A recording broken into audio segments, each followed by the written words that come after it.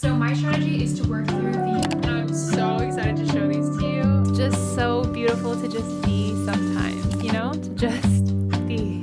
So recently and very unexpectedly, I got laid off from my tech job. So I'm now in the season of job searching, and I thought it'd be nice to document this process since I know a lot of us are going through this right now. We all know that the job market is not the hottest right now. That being said, I think there's still lots of opportunities out there. I see new jobs posted every single day, and I absolutely have hope and trust in the process of getting a new job. I'm going into this process with the energy of optimism and excitement. Yeah, it kind of sucks to be laid off, but it's also an awesome opportunity to pivot and find something new. It's pretty exciting that anything could happen and my wildest dreams could come true, or a life better than something I could have ever imagined could be on the other corner of this. So if that resonates with you, I hope you'll come along and enjoy this job searching series. Welcome to my little workstation. I have been grinding LeetCode, as the kids say. If you're in the tech industry, there's a good chance that you'll have to do a technical interview. I think there's a smart way to approach studying for interviews systematically. It obviously depends where one is in their coding literacy and journey, but for me, I am mostly self-taught, but I have one role in industry, and I took a couple of CS courses in college, but my major was actually in mechanical engineering, and there wasn't much overlap between CS and the Mechie curriculum. And because I really didn't expect this layoff, like I was actually supposed to be promoted the week I got laid off, which is so tragic.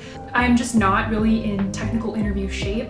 So my strategy is to work through the blind 75 list. If you haven't heard of it, it's a list of 75 LeetCode questions that, if you can complete with confidence, pretty comprehensively covers most of the topics that would come up in an interview. So because I was laid off really unexpectedly, and it's been a while since I've prepped for coding interviews, I'm going to be dedicating 80% of my time to studying coding interviews and then 20% of my time to applying to jobs to start, and eventually that ratio will become inverted. So what I'll do is I'll work on a problem and try to come up with a working solution.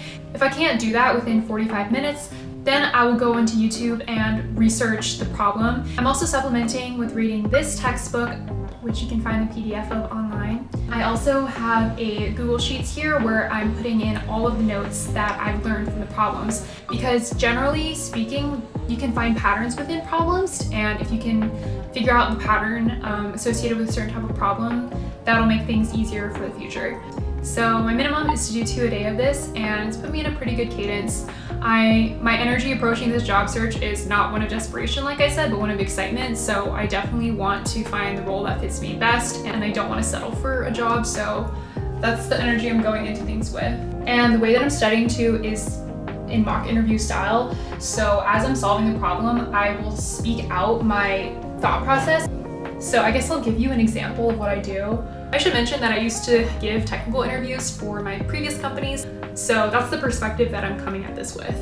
You are given an array of non-overlapping intervals where intervals I From there, even if I have absolutely no idea how to solve the problem, I'm just gonna say my thought process out loud and then write pseudocode accompanying that. I'd probably iterate through every interval, and then I would want to check if that new interval overlaps with the current interval that we're considering. Maybe an easier way to do that would be to check the ways in which it does not overlap, and then catch all of the rest of an else statement to represent when it does overlap. So the two instances in which it doesn't overlap is if the new interval is before the current interval, or if the new interval is completely after the current interval. Once I got the approach down, I'll just code that baby up, and the whole time I am talking to myself like a madman. But you gotta do what you gotta do. I find that one of the hardest parts of technical interviews is coding while you're like communicating very clearly. So I think it's important to practice doing both if you can, like a few times. Okay, that was like so much technical stuff. Let's go chill for a sec. I'm just gonna get a little spruced up to get out of the house, go to a cafe. It could definitely be pretty isolating to be unemployed. I mean, I'm staying home all day, like my friends have jobs and are not anywhere near me. So I like to get out of the house if I can. When I'm feeling like that afternoon slump, I just go to a cafe, new change of scenery. I get to be around people even in just like a very ambient setting, and I just have this like fresh wave of motivation. So, but first I'm gonna go make some lunch. This is the fit. Definitely have to bring a cardigan because I get cold really easily. I tried something new with my hair today, so I kind of like it. I feel like a little fairy. How I'd love to attend a ball.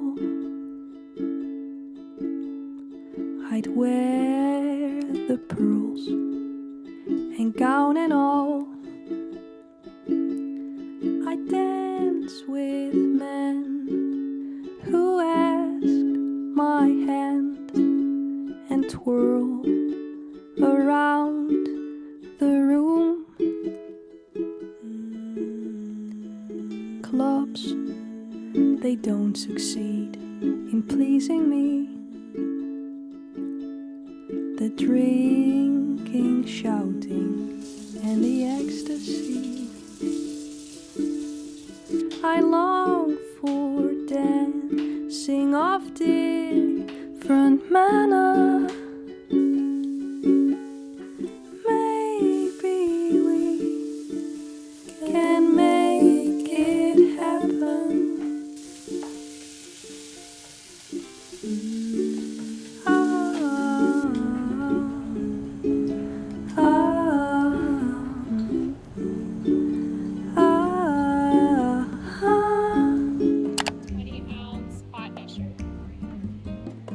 It is time to dust off and spruce up my resume.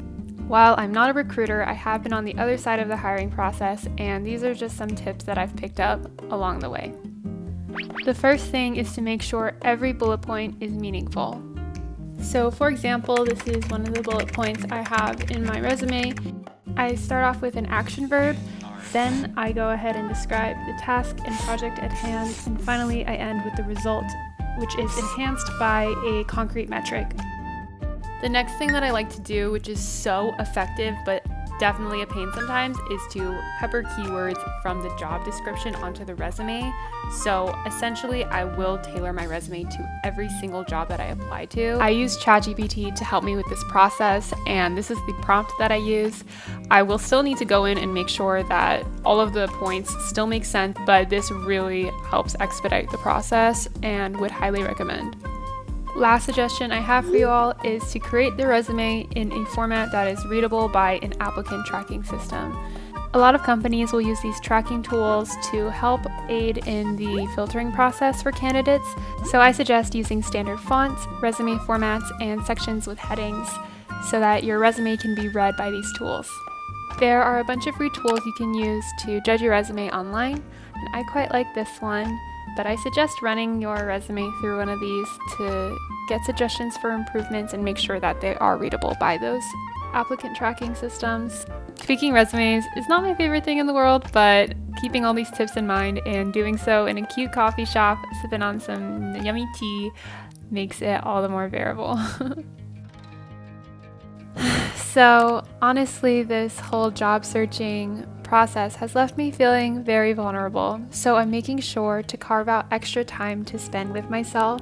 And today that looks like sitting with myself in meditation. It's been really fun for me to try different types of meditation, and today I did a self-love guided meditation, which was just such a beautiful experience. It's so easy to get caught up in wanting to just be productive and effective, especially when you don't have time constraints of a job, but man, it's just so beautiful to just be sometimes, you know, to just be.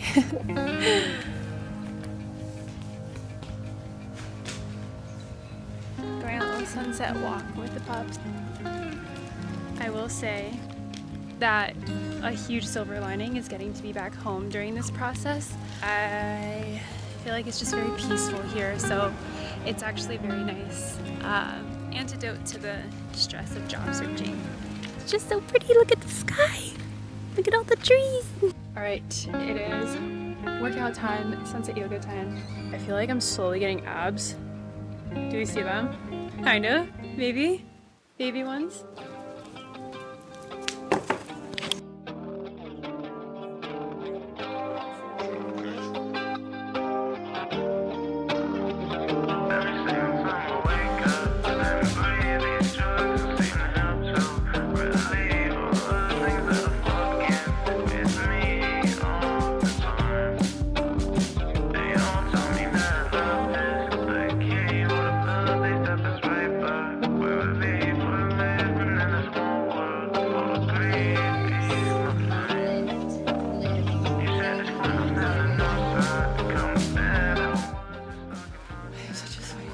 I feel like whenever we have a lot of mental stress, our bodies have prehistorically been programmed for that mental stress to be accompanying like some sort of physical stress, like running away from a predator or being like physically in danger. But nowadays, I think our stress is mostly mental. And I find that if I pair mental like focus and stress with physical stress, you know, in the form of exercise in a healthy way, then it seems that my brain is able to make a little bit more sense of the mental stress.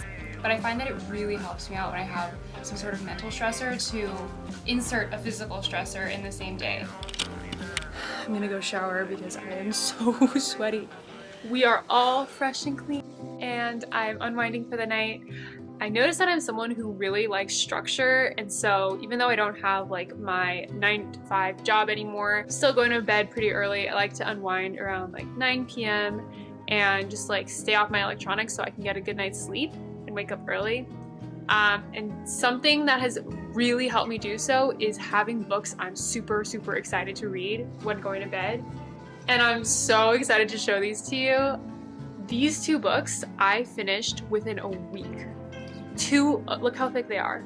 That's pretty good for me. I take a while to read my books. These books had me excited to go to bed, like to just read them, which is like such a rare experience for me, even though I love reading. But you know, it's hard to get those books that like suck you in. So the first book is The God of the Woods by Liz Moore.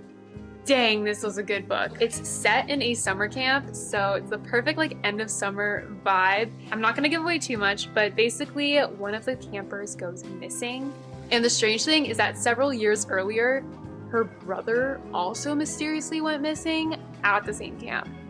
So that's what I'll leave you with, but it's, if you need to get back in the swing of reading, highly recommend. Such a fun read. I did not expect myself to like this one so much, but Julia Fox's memoir is worth the hype. So before reading this, I did not know very much about Julia Fox. Frankly, I just knew that she was in Uncut Gems, I didn't even watch that movie, and that she dated Kanye, and like she's a general style icon. This book was a roller coaster from start to finish. Like my jaw was on the floor multiple times per chapter. There's definitely a lot of heavy, sensitive topics in this, but it's written with such a candid and unapologetic tone that it just completely sucks you in.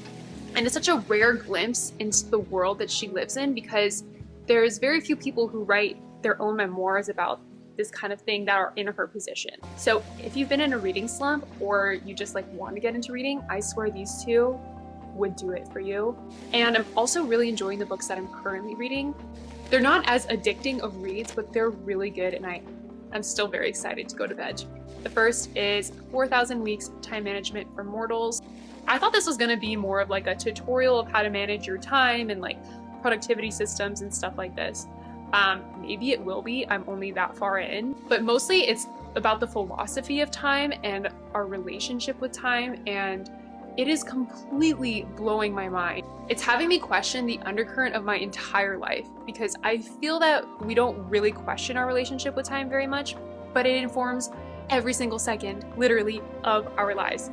And lastly, I'm reading The Bell Jar. I really am enjoying this as well. It's a portrait of a girl in New York City in the 50s, and really love how Sylvia Plath writes. So also very much enjoying this one. All right, with that said, I'm probably gonna read this to bed, and thank you so much for watching. If you're also in the job market, just know that I see you. We got this. Things are gonna work out great, and I'm so excited to see how the future unfolds for us. If you made it this far, subscribe if you haven't already so we can stay in touch, and give me a cheeky like if you liked it. I would love to also hear any tips that you guys have for the job searching journey. I would really appreciate any and all wisdom, and I'm sure I'm not the only one. All right, talk soon.